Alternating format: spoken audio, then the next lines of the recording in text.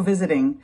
If you are here, that means you have actually read the newsletter and you're interested. And I just want to say I really appreciate this. So thank you so much. I just want to share with you how I do stay calm in days of crisis or moments of crisis.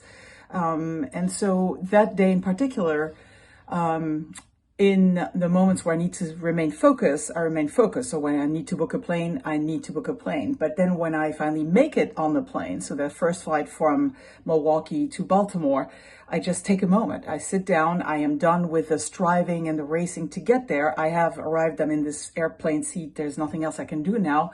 So I just really take a moment to regroup and recenter and be with myself. I close my eyes. I take some deep breath, and I just want to show you that a deep breath is a breath that actually rises your chest, but also your belly. So when I teach people how to breathe deep and to find out what is a deep breath, is really to put a hand on your chest and a hand on your belly, breathe in through your nose, very slowly, very consciously, and you will see it raises your chest and it raises your belly as well. And that is how you know you're taking a deep breath. So I close my eyes if I can. I take deep breath and I go within myself and I just check, what is my body feeling right now? What are my emotions? And so I do like a private check-in.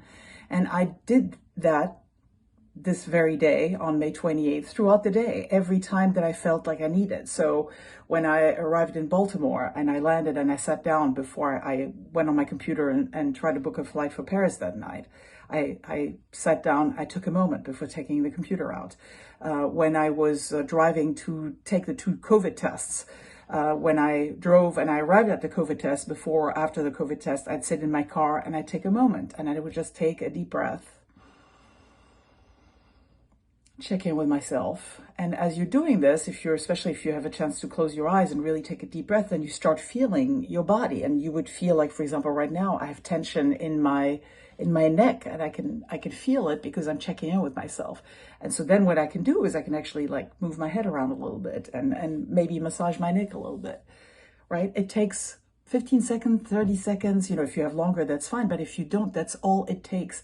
And you reposition your body, your physical body. You give yourself breath and you give yourself attention and self-care. And so those micro moments of mindfulness and of self-care are what helps you get through the day better and helps you continuing to move forward in a time of crisis, a time of stress, and not allow your stress to possess you and to direct the day and to take charge, which when that happens, you can't think clearly and you cannot make good decisions and you can't do what you have to do.